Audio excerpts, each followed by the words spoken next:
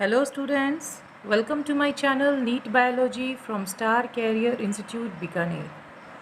आज हम new topic start करेंगे जेनेटिक्स। जेनेटिक्स आप सभी जानते हैं, हिंदी में इसको कहते हैं आनुवंशिकता। जनरली जेनेटिक्स जो है नीट के लिए एक बहुत इम्पॉर्टेंट पार्ट होता है और इसमें ऐसे भी टॉपिक होते हैं जिसके कॉन्सेप्ट्स को समझना बहुत ही ज़्यादा क्या हो जाता है, इम्पॉर्टेंट हो जाता है। तो चलिए इस टॉपिक के अंदर जो हमारा पहला टॉपिक होगा that is principle of inheritance and variation, वंशागति और विविधता के सिद्धांत, जो है क्लास 12 का चैप्टर नंबर 6। तो आइए स्टार्ट करते हैं। इस चैप्टर में सबसे पहले कुछ टर्म समझना ज़रूरी है। तो सबसे पहले हम बात करते हैं, जो टॉपिक है मेन हेडिंग है दैट इज़ जेनेटिक्स। जेनेटिक्स को हिंदी में कहते हैं आनुवंशिकता। तो आप जेनेटिक्स को कैसे डिफाइन कर सकते हैं? It is a branch of biology which deals with the study of heredity and variation।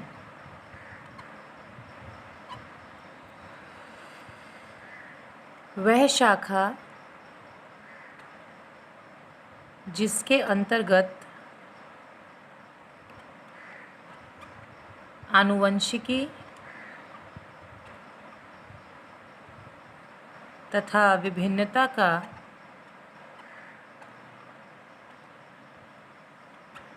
अध्ययन किया जाता है। विभिन्नता का अध्ययन किया जाता है, इसे हम क्या कहते हैं? जेनेटिक्स कहते हैं।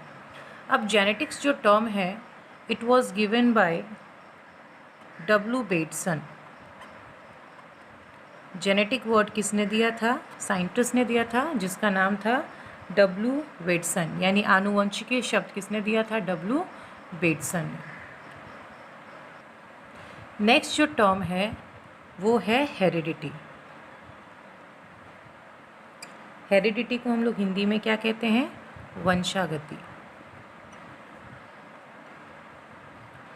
Transfer of genetic characters. Transfer of genetic characters, जितने भी हमारे आनुवंशिक लक्षण होते हैं उनका ट्रांसफ़र होना। कहाँ से? From one generation to next generation. एक जेनरेशन से नेक्स्ट जेनरेशन में जब भी हमारे ट्रेट्स या कैरेक्टर्स का ट्रांसफ़र होता है तो उसे हम लोग क्या कहते हैं? हेरिडिटी कहते हैं। हिंदी में आप लिख सकते हैं आनुवंशिक लक्षणों का, क्या लिख सकते हैं? आनुवंशिक लक्षणों का पीढ़ी दर पीढ़ी स्थानांतरण होना। पीढ़ी दर पीढ़ी स्थानांतरण होना क्या कहलाता है? वंशागति कहलाता है।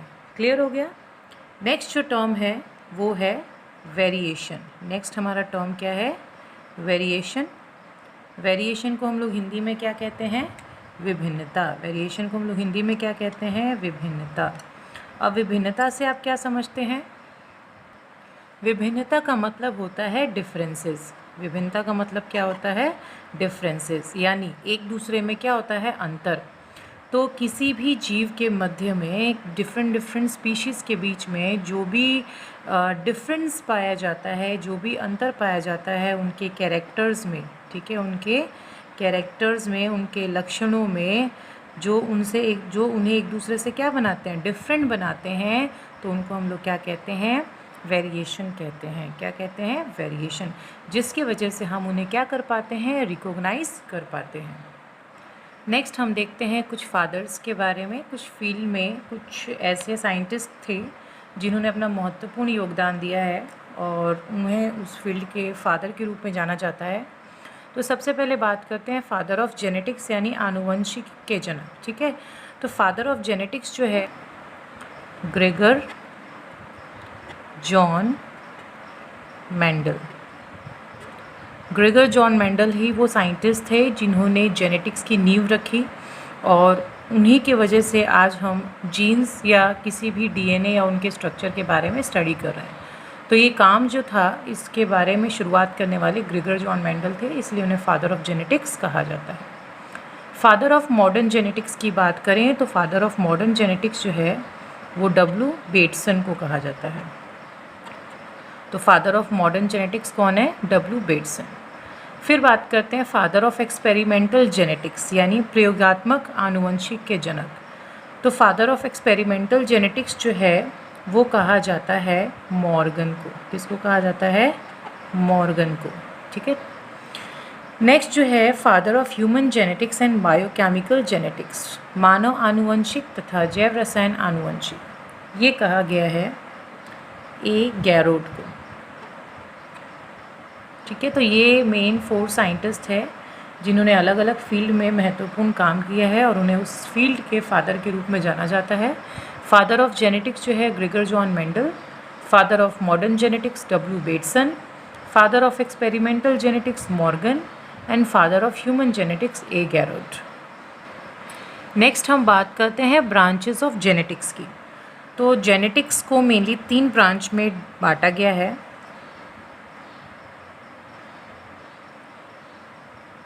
फर्स्ट ब्रांच जो है वो है ट्रांसमिशन जेनेटिक्स,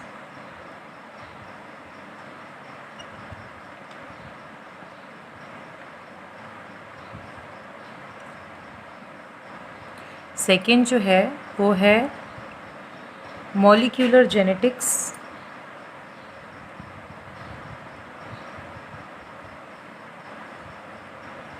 एंड थर्ड जो है दैट इज़ पॉपुलेशन जेनेटिक्स।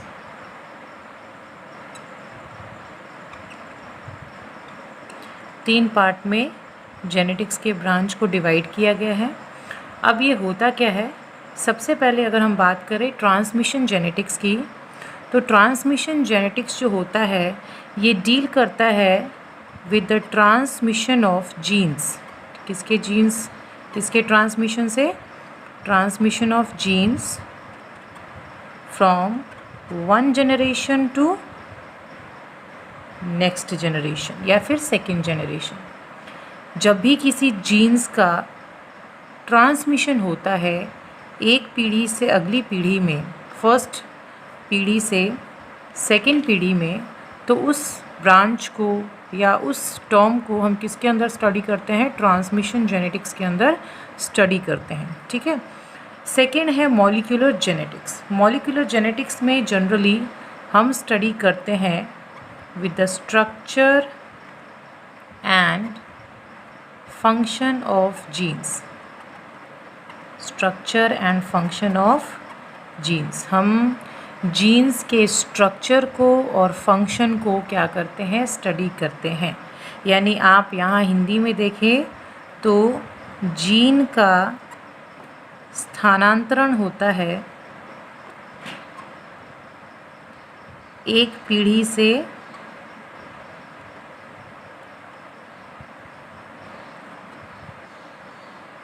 अगली पीढ़ी में। इसी प्रकार अगर मैं मॉलिक्यूलर जेनेटिक्स की बात करूं तो इसके अंदर हम जीन के संरचना तथा कार्य के बारे में अध्ययन करते हैं जो कि आणविक स्तर पर होता है, यानी मॉलिक्यूलर लेवल पे होता है। थर्ड हम बात करते हैं पॉपुलेशन जेनेटिक्स की। अगर पॉपुलेशन जेनेटिक्स की बात करें तो ये डील करता है with the application of Mendel's law. किससे डील करता है? Applications of Mendel's law and other principle. ये प्रिंसिपल जेनेटिक्स के ही होते हैं। ठीक है। जो कि डील करते हैं विथ अ पॉपुलेशन। ये किसी पॉपुलेशन से रिलेट करते हुए हम क्या करते हैं? स्टडी करते हैं। तो जनरली इसको किस ब्रांच के अंदर रखा गया है? पॉपुलेशन जेनेटिक्स के अंदर रखा गया है। तो ये 3 ब्रांचेस हैं जेनेटिक्स के।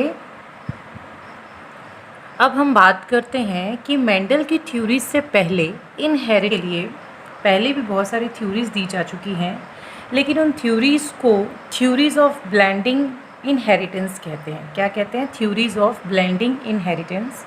वो ऐसा इसलिए कहते हैं क्योंकि पहले ये माना जाता था कि जितने भी पेरेंट्स से आए हुए कैरेक्टर्स होते हैं वो आगे चल के मिक्स हो जाते हैं during transmission to the offspring. यानी जब भी कोई कैरेक्टर पेरेंट्स से बच्चे में ट्रांसफ़र होता है तो उन कैरेक्टर्स की क्या हो जाती है? मिक्सिंग हो जाती है। और इन्हीं आइडियाज़ पे बेस्ड कुछ थ्योरी दी गई थी जिन्हें प्री मेंडेलियन थ्योरीज़ कहा जाता है, और ये अलग अलग साइंटिस्ट के थ्रू दी गई थी, जिसमें से 6 थ्योरी जो है यहाँ पे मैंने दिखाया है आपको। फर्स्ट जो था मॉइस्ट वेपर थ्योरी। पहला क्या था? Moist vapour theory. इस थ्योरी को किसने दिया था? पाइथागोरस। सेकंड जो थ्योरी थी that is fluid theory. Fluid theory को दिया था एरिस्टोटल ने, यानी अरस्तु ने दिया था। फिर थी pre formation theory. Pre formation theory को स्वैमरडन ने दिया था। किसने दिया था? स्वैमरडन ने। फिर बात करते हैं पार्टिकुलेट थ्योरी की। पार्टिकुलेट थ्योरी जो थी वो किसने दी थी? मॉपर्ट्यूस ने। मॉपर्ट्यूस। नेक्स्ट जो थ्योरी है theory of pangenesis. Theory of pangenesis was given by Darwin. Theory of pangenesis किसने दिया था? डार्विन ने दिया था। और जो लास्ट थ्योरी है that is theory of continuity of germ plasm, इसको दिया था विस्मैन ने। तो ये 6 थ्योरीज़ है जो प्रपोज्ड की गई थी मेंडल की थ्योरीज से पहले, और इनको प्री मेंडेलियन थ्योरीज कहा जाता है। सबसे पहला है moist vapour theory. Moist vapour theory जो था वो दिया था पाइथागोरस ने। फिर बात करते हैं फ्लूइड थ्योरी की। फ्लूइड थ्योरी दी थी अरस्तु ने। प्री फॉर्मेशन थ्योरी थ्योरी दी थी स्वैमरडन ने। और पार्टिकुलेट थ्योरी ये दी थी मॉपर्ट्यूस ने। Theory of pangenesis it was given by Darwin. And theory of continuity of germ plasm ये दिया था विस्मैन ने। तो ये 6 थ्योरीज थे जो अलग अलग साइंटिस्ट के द्वारा दिया गया था, और इन थ्योरीज़ को थ्योरीज ऑफ ब्लेंडिंग इनहेरिटेंस भी कहते हैं। क्या कहते हैं? Theories of blending inheritance. Blending inheritance. और क्यों कहते हैं मैंने आपको बता दिया। ये इसलिए कहते हैं क्योंकि ये थ्योरी जनरली ये बताती है कि कोई भी कैरेक्टर जब किसी पेरेंट से ऑफस्प्रिंग में पास होता है तो वो कैरेक्टर्स क्या हो जाते हैं? ब्लेंड हो जाते हैं, मिक्स हो जाते हैं ड्यूरिंग ट्रांसमिशन।